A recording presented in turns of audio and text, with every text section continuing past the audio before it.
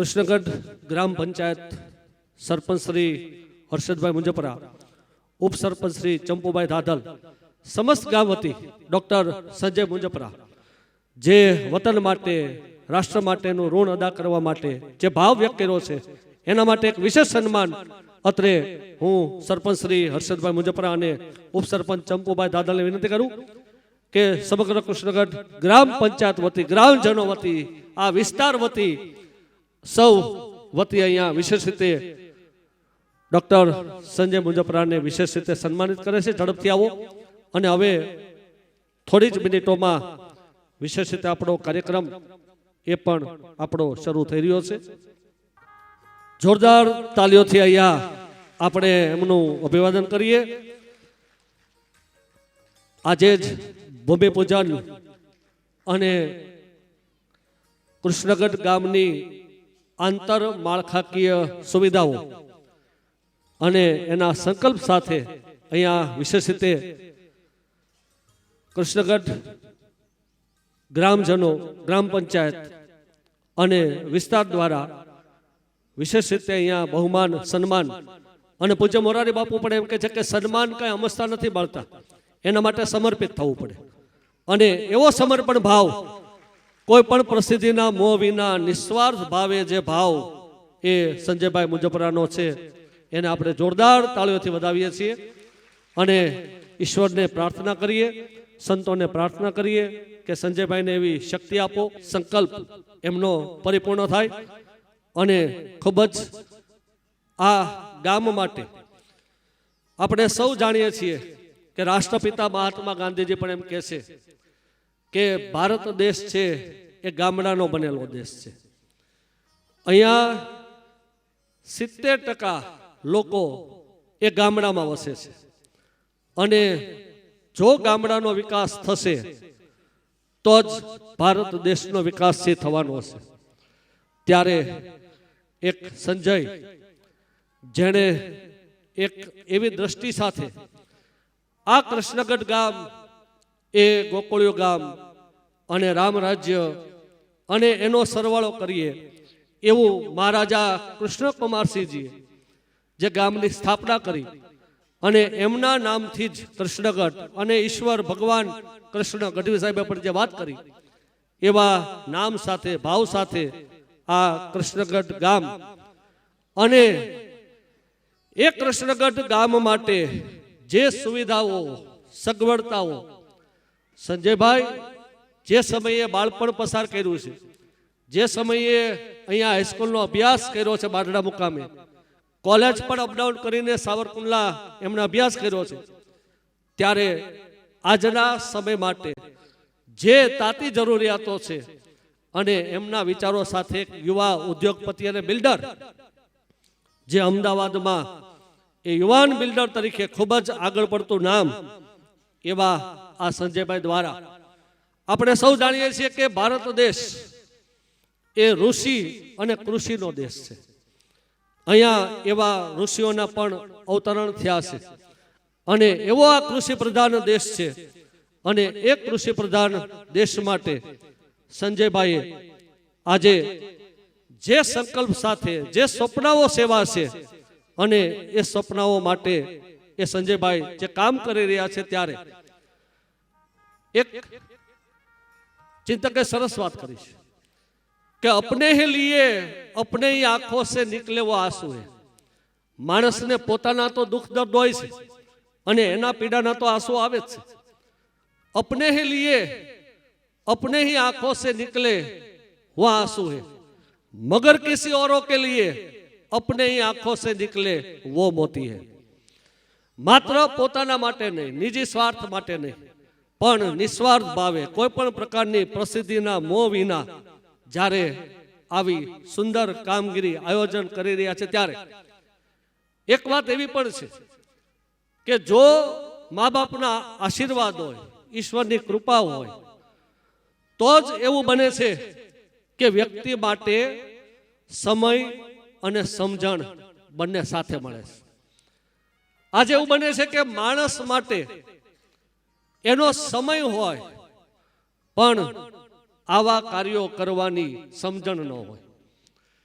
ક્યારેક એવું બને છે કે એની પાસે સમજણ હોય છે, પણ એ સમજણ હોવા છતાં પણ એની પાસે એવો સમય નથી હોતો. ત્યારે એ મા બાપના આશીર્વાદ છે, ઈશ્વરની કૃપા છે કે ડોક્ટર સંજય મુંજપરા એને ઈશ્વરે સમય પણ આપ્યો છે અને એવી સમજણ પણ આપી છે. તાલીઓથી આપણે એને વધાવીએ. આજે એક કાર્યક્રમ એવો પણ થયો, શરૂઆત જ કાર્યક્રમની એવા ભાવ સાથે થઈ કે જેમાં ગંગા સ્વરૂપ એ ડોક્ટર સંજયભાઈ મુંજપરાના દાદીમાં અહીંયા બિરાજમાન છે, ઉપસ્થિત છે. એવા ગંગા સ્વરૂપ રળિયાતબેન શામજીભાઈ મુંજપરા 108 વર્ષ જીવનના એ પૂર્ણ કરે છે અને એવા સતાયુ વંદનાનો પણ જે કાર્યક્રમ થયો છે ત્યારે માતા પિતાના આશીર્વાદના કોઈ રંગ નથી હોતા, પણ માતા પિતાના આશીર્વાદ એ પુત્રોના જીવનમાં જરૂર રંગ પૂરે છે, જરૂર રંગ લાવે છે. અને એ જે દર્શન આપણે કર્યું છે ત્યારે એક કથાકારે પણ એવી સરસ વાત કરી છે કે ભાગ્યશાળી એ વ્યક્તિ હોય છે કે જેના નસીબમાં એ દાદા દાદીનો પ્રેમ છે. બાકી મોટા ભાગે સમય એવો છે કે દાદા દાદીને ફોટામાં દર્શન કરવાના બનતા હોય છે. એવા 108 વર્ષના ગંગા સ્વરૂપ રળિયાતમાના આશીર્વાદ આ મુંજપરા પરિવાર ઉપર, જે ગ્રામજનો ઉપર, અને એવા એક સંકલ્પ સાથે સંજયભાઈ જ્યારે આવું સુંદર મજાનું કાર્ય કરી રહ્યા છે ત્યારે દરેકને સપનાઓ હોય, કલ્પનાઓ હોય, ધ્યેય હોય. એ ધ્યેય ઊંચું હોય માત્ર એટલું જરૂરી નથી, પણ સાથે સાથે ધ્યેય સિદ્ધિની સાધના પણ એટલી જ ઊંચી હોવી જોઈએ.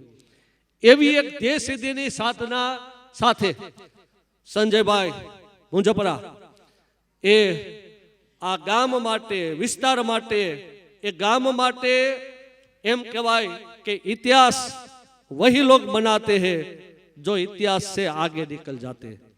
સંજયભાઈએ આ ગામ માટે આજનો આ દિવસ, એ આજનો આ ભૂમિપૂજન, એ ગામ માટે એ ઇતિહાસના પન્ને નોંધાય એવો ભવ્ય કાર્યક્રમ અને એવું સુંદર મજાનું આયોજન આ ગ્રામીણ વિકાસની દ્રષ્ટિએ વતન પ્રેમી અને રાષ્ટ્રપ્રેમી યુવાન એવા ઉદ્યોગપતિ સંજયભાઈ મુંજપરા, આપણે સૌ જાણીએ છીએ કે આ કૃષ્ણગઢ ગામ એ અમરેલી જિલ્લાના સાવરકુંડલા તાલુકાના ગીર કાંઠાનું ગામ કે જ્યાં સિંહની ડણક હોય, સિંહનો વસવાટ હોય, સિંહની અવર જવર હોય.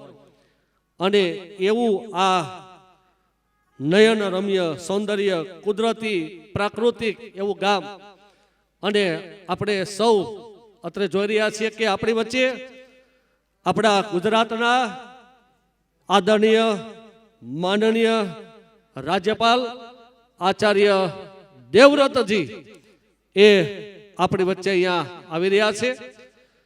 ડોક્ટર સંજયભાઈ મુંજપરા, એમના નાના ભાઈ વિપુલભાઈ મુંજપરા, એમના સુપુત્રો અત્રે આચાર્ય દેવવ્રતજી એમનું વિશેષ રીતે અહીંયા સ્વાગત અને અભિવાદન કરી રહ્યા છે. સાથે સાથે આપણા સાવરકુંડલા લીલિયા વિસ્તારના લોકલાડીલા એવા ધારાસભ્ય શ્રી મહેશભાઈ કસવાલા સાહેબ, તેઓ પણ અહીંયા પધારી રહ્યા છે.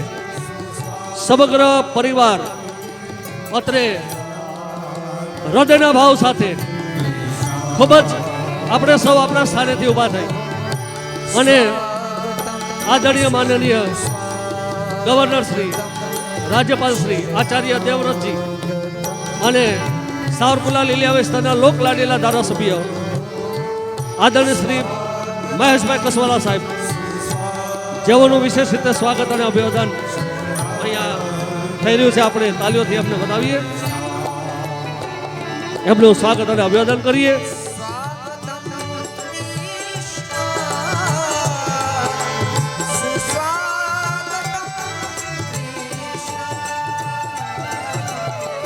સૌ પોતાનું સ્થાન ગ્રહણ કરશે.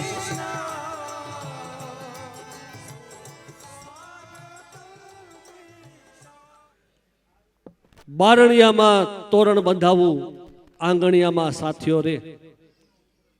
આજનો આ પ્રસંગ કૃષ્ણગઢ ગામ માટે એક એવો ઐતિહાસિક દિવસ છે. બારણિયામાં તોરણ બંધાવું, આંગણિયામાં સાથીઓ રે, કુમકુમ કેરા પગલા પડાવું, આજ અવસર આવ્યો રે.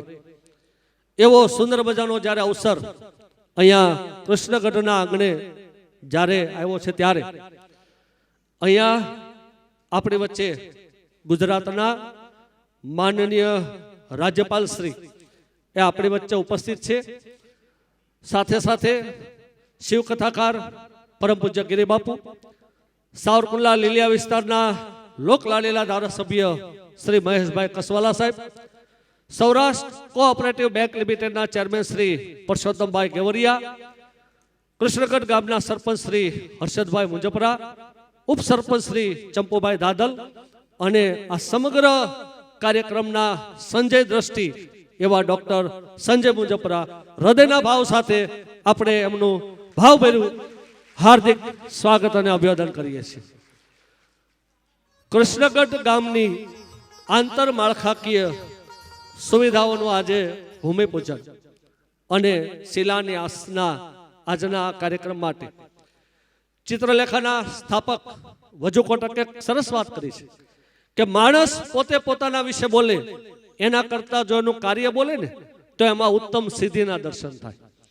કોઈ પણ પ્રસિદ્ધિના મોહ વિના, કોઈ ભૂમિપૂજન બાદ આ 25 કરોડના કામ માટે કોઈ નામ નહીં, કોઈ તકતી નહીં, એવા વતનના રાષ્ટ્રના પ્રેમ ભાવ સાથે સંજયભાઈ મુંજપરા એ આ ગામ માટે કૃષ્ણગઢ ગામની આંતર માળખાકીય સુવિધાઓના કેવા સંકલ્પો લીધા છે કે આશરે 3800 રનિંગ મીટર ડ્રેનેજ અને પીવાના પાણીની પાઇપલાઇન આ ગામ માટે પાથરવામાં આવશે. આશરે 3 લાખ સ્ક્વેર ફૂટ એ આરસીસી રોડ તૈયાર થવામાં આવશે.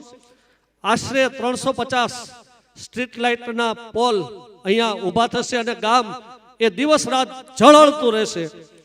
અતિ આધુનિક સુવિધાઓ વાળું પ્રાથમિક શાળાનું ભવન, જ્યાં સંજયભાઈએ પ્રાથમિક અભ્યાસ કર્યો છે, એવા પ્રાથમિક શિક્ષણ એ પ્રાથમિક શાળાનું ભવનનું નવું નિર્માણ થવાનું છે.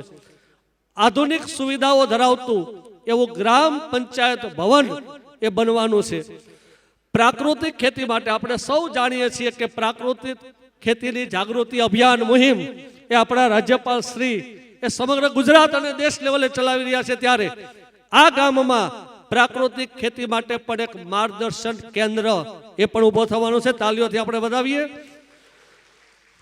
આ ગામની સલામતી અને સુરક્ષા વિવિધ સ્થળે સીસીટીવી કેમેરા અને જેનું નિરીક્ષણ પણ ગ્રામ પંચાયત ભવનથી જ થવાનું છે. એ ઉપરાંત સામાજિક અને સાંસ્કૃતિક પ્રવૃત્તિઓ માટે સમાજ ભવન પટેલવાડીનું પણ નિર્માણ થશે. ખોડિયાર માતાજીના નવા મંદિરનું નવનિર્માણ પણ એ થવાનું છે. રામજી મંદિર, શિવ મંદિર એ પણ નિર્માણ એ નવનિર્માણ થવાનું છે. જરૂરી સુવિધાઓ વાળું અંતિમ ધામ એ પણ અહીંયા બનશે.